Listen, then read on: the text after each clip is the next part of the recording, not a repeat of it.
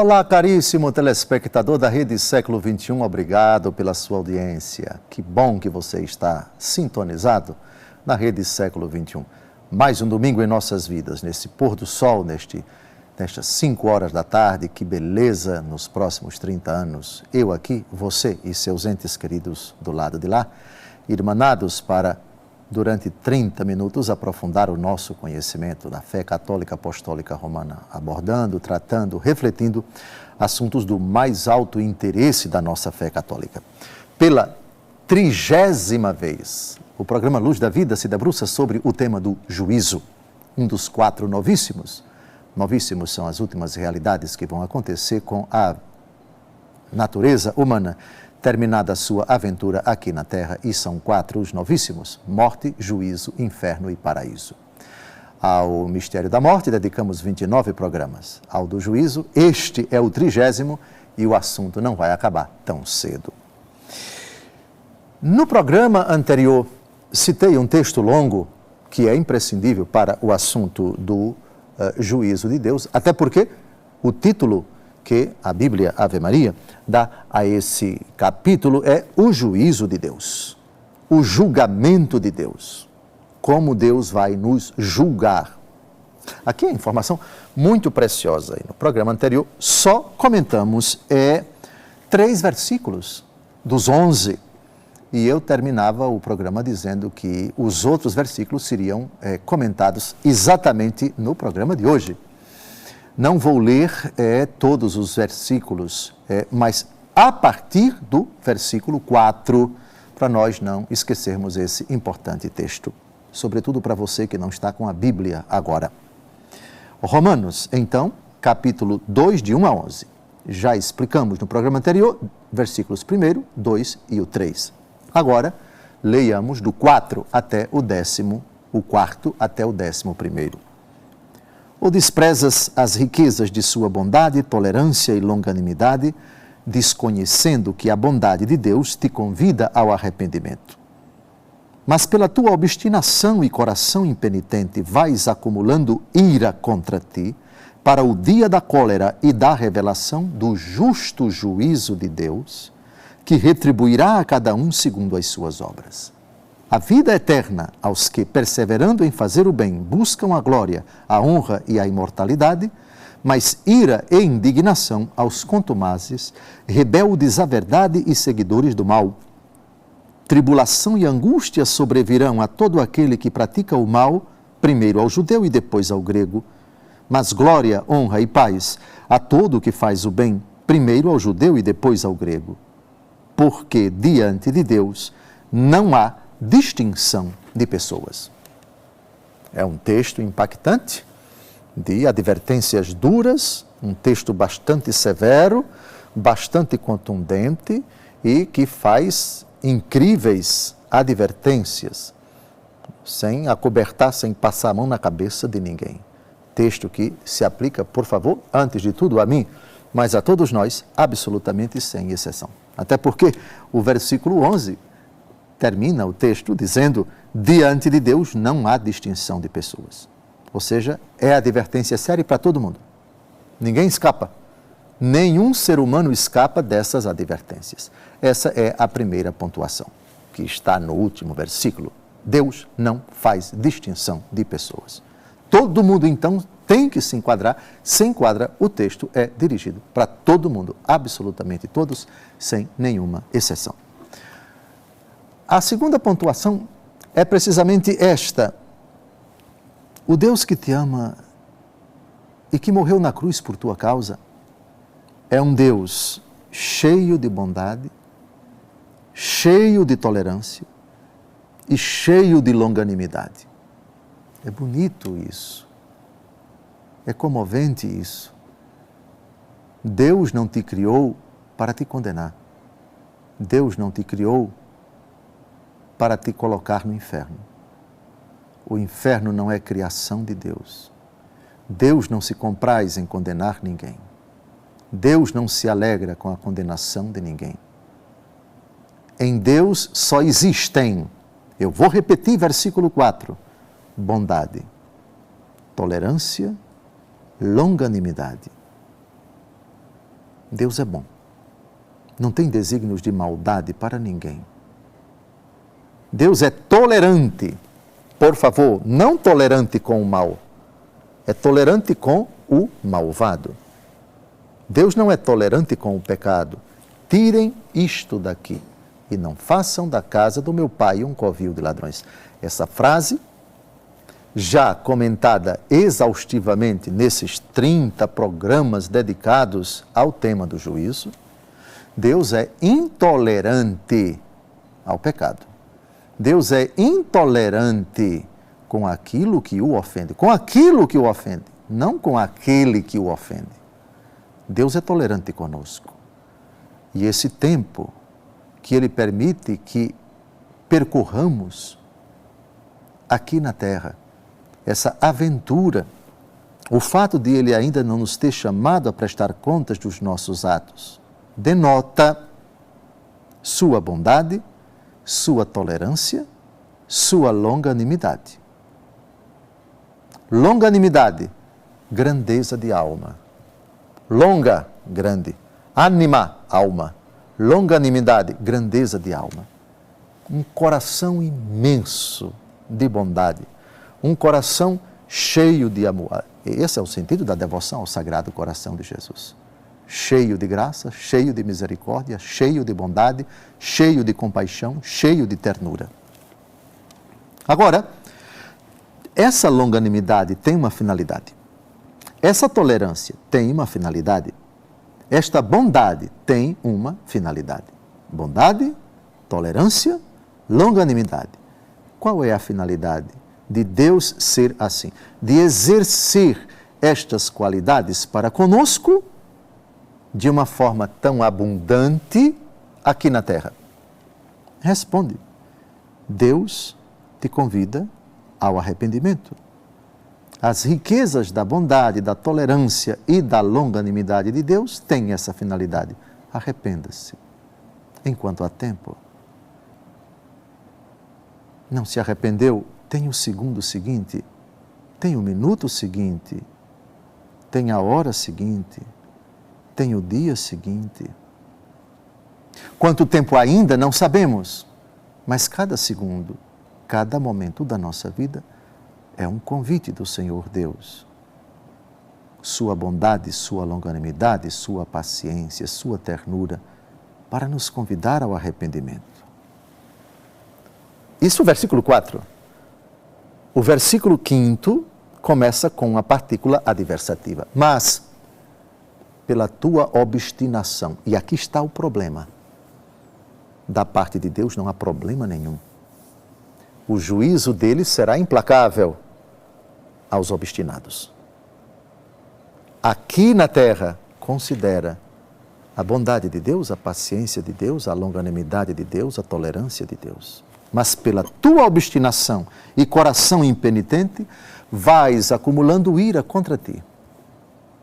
Ou seja, você vai colocando nos seus ombros um peso, uma canga, que pode se tornar intransponível, que pode ser a sua sentença de condenação. Ira contra ti, para o dia da cólera e da revelação do justo juízo de Deus, que retribuirá a cada um segundo as suas obras. Mas, Dom José, o senhor não disse que o juízo de Deus será cheio de misericórdia? No dia do juízo, o Deus que agora é longânime, o Deus que agora é paciente, o Deus que agora é tolerante, no dia do julgamento, como é que ele vai se encolerizar? A resposta está no capítulo 1 da mesma carta aos Romanos, versículo 18. A ira de Deus se manifesta do alto do céu contra toda a impiedade e perversidade dos homens que pela injustiça aprisionam a verdade. Romanos, capítulo 1, versículo 18. A ira de Deus, ou a cólera de Deus, que é a mesma coisa, se manifesta contra a impiedade e perversidade dos homens. No dia do juízo, se levarmos, pois já sabemos quais são as únicas coisas que nós levaremos desta vida, nossas obras, se forem obras ímpias, se forem obras perversas, entenda-se, em linguagem palatável no tempo do nosso catecismo, se levarmos pecados mortais, a ira de Deus se manifestará. A cólera de Deus se revelará. O dia da cólera e da revelação do justo juízo de Deus. Para quem parte com essas obras, não será dia de júbilo, não será dia de gozo, será dia de cólera. Ou, se quisermos, uma expressão cara aos profetas do Antigo Testamento, mas retomada também no Novo Testamento, o dia da ira. Quem escapará da ira do Cordeiro, diz o apóstolo João, no capítulo 6 do Apocalipse. A ira do Cordeiro, o dia de sua ira, ira contra a perversidade e a impiedade dos homens. Então vocês percebem que não há contradição entre bondade, paciência, tolerância e longanimidade da parte de Deus e sua cólera. Porque esses primeiros a respeito do pecador e esse daqui contra o pecado dele. Logo, Deus é ao mesmo tempo longânime e irado. Deus é ao mesmo tempo paciente e furioso. Só que a paciência dele é para o pecador, a sua fúria, a sua indignação, a sua ira contra o pecado. Não há contradição nenhuma, não há mudança em Deus nenhuma. O Deus que usa de paciência e bondade para conosco agora no tempo, e um Deus intransigente, irado, encolerizado no dia do juízo. Eu sou o Senhor e não mudo. Malaquias capítulo 3, versículo 6.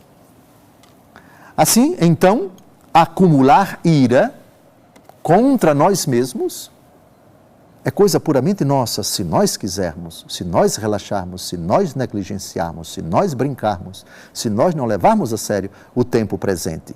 Vais acumulando ira contra ti para o dia da cólera, pois Deus retribuirá a cada um segundo as suas obras.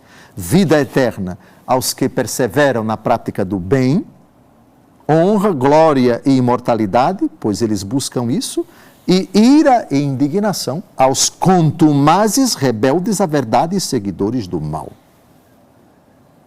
Portanto, serão dois destinos diferentes, a depender de nós. Está terminando mais um bloco. Eu desejo que Deus Todo-Poderoso cúmulo de bênçãos da sua vida, lhe deu o dom do discernimento para compreender essa riqueza e nela perseverar. Não saia daí, no próximo bloco nós estaremos aqui de novo.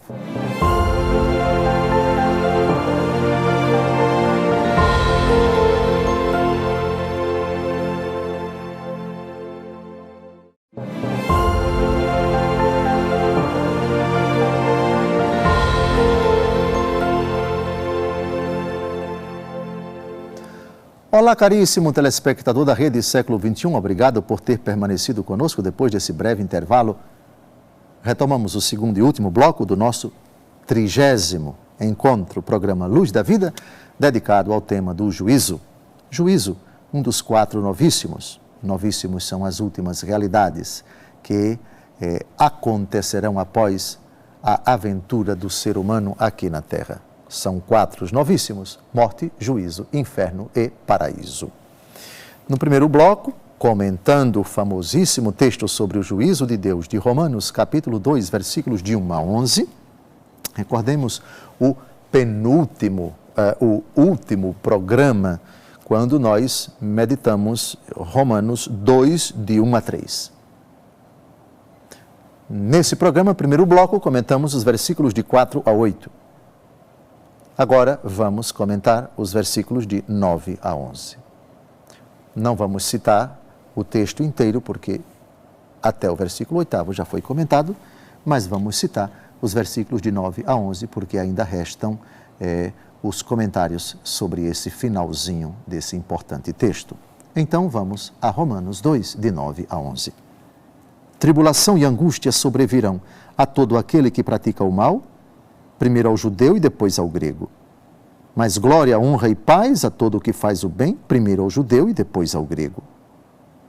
Pois diante de Deus, porque diante de Deus, não há distinção de pessoas.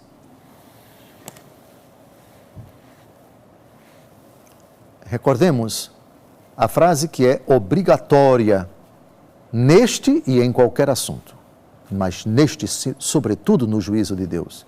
Deus não se compraz com a condenação de ninguém. Deus não se alegra com a desgraça de ninguém. O inferno não foi criação de Deus para colocar os homens. Apartai-vos de mim, malditos, para o fogo do inferno, preparado para o demônio e para os seus anjos. O inferno não foi preparado para os homens. Esses irão para lá, se quiserem. E é precisamente aqui, com essa frase, que eu já aludo, recordo e explico o versículo 9 de Romanos 2. Tribulação e angústia sobrevirão a todo aquele que pratica o mal, primeiro ao judeu e depois ao grego. É se você praticar o mal que você vai acarretar na eternidade tribulação e angústia. Primeiro ao judeu e depois ao grego, porque na ordem temporal, a salvação foi dirigida primeiro aos judeus. O povo da antiga aliança, a quem Deus se revelou, o Deus revelado em primeiro lugar, foi ao povo judeu. Depois ao grego, no sentido, a todos os pagãos, a todos aqueles que não pertenciam à nação eleita.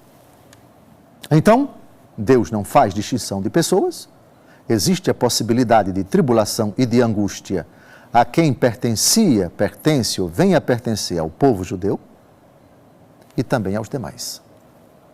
Deus não faz distinção de pessoas.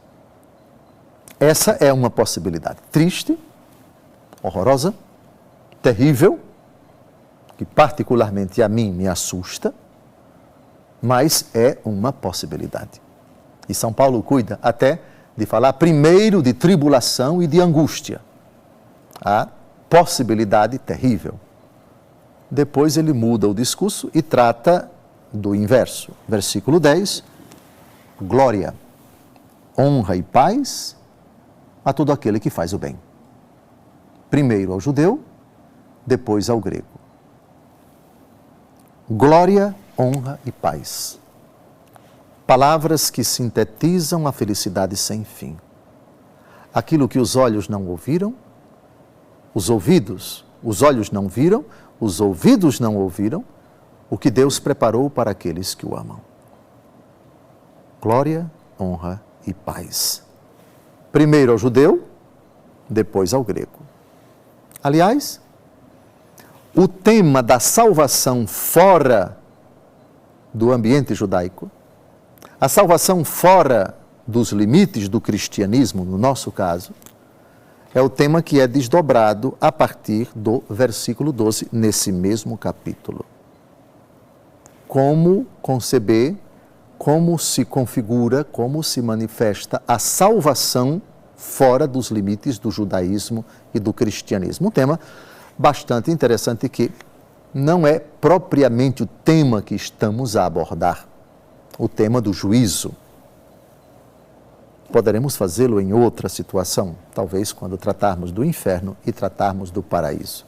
A possibilidade, em todo caso, versículos de 9 a 11 de Romanos 2, de salvação e de condenação, existe tanto dentro do judaísmo e do cristianismo, como fora do judaísmo e do cristianismo.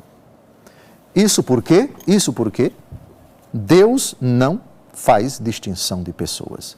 Versículo 11, diante de Deus não há distinção de pessoas. E é aqui, nesse último versículo, Romanos 12, 11, que eu queria centrar as minhas atenções. Diante de Deus. O nosso juízo será diante de Deus. Diante dos homens, a gente às vezes lança mão de certas prerrogativas, de certos dispositivos, de certos status, que podem até atenuar ou, dependendo da situação, agravar a situação da pessoa. Não, esse daí, socialmente, é um ser desprezível. não tem status, não tem cultura, não tem formação, não tem diploma, não tem, aspas, aparência, não tem, aspas, presença, é um ninguém. Esse daí. Não tem chance nenhuma diante do magistrado, do desembargador, de fulano, de beltrano. Alguém pode até dizer isso. E às vezes, em alguns casos, isso é verdade. Outro pode dizer, não, esse é prestigiado, esse é bem situado, esse tem cacife, esse tem pedigree, esse é conhecido, esse é famoso, esse é respeitado. As chances de conseguir são grandes. As chances de ser absolvido, de ser inocentado, de que não aconteça absolutamente nada com ele são grandes. São aquelas conceituações, são aquelas convenções que de fato causam repugnância nas pessoas de bom senso, pois não deveria ser assim.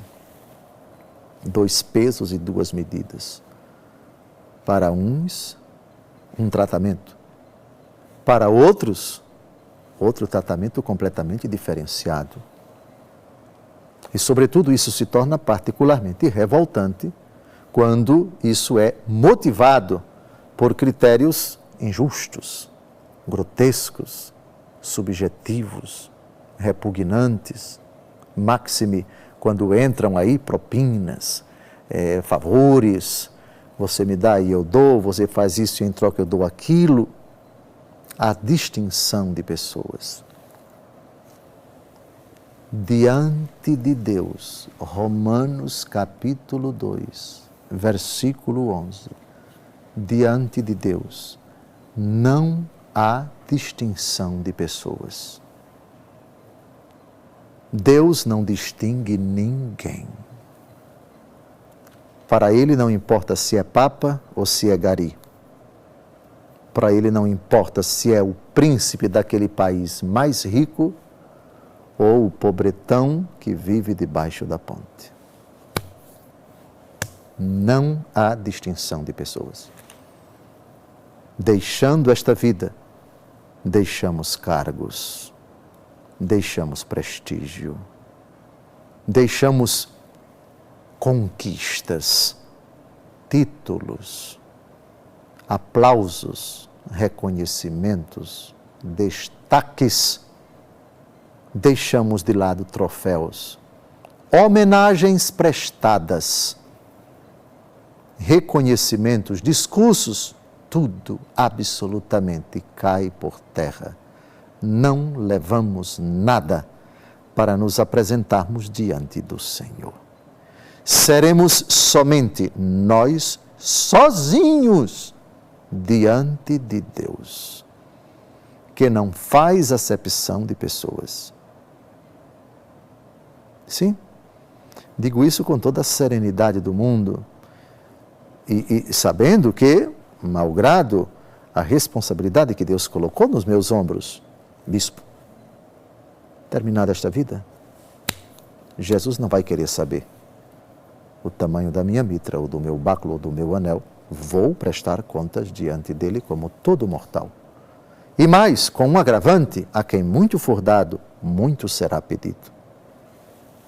Amados, a palavra é forte. Diante de Deus não há distinção de pessoas. Esqueçamos, portanto, qualquer coisa que as convenções humanas colocam nos nossos ombros ou na nossa vida para que as outras pessoas nos tratem de maneira diferenciada. Isso são coisas nossas. Para Deus isso não existe. Ele é Deus. E nós, pobres criaturas, mortais,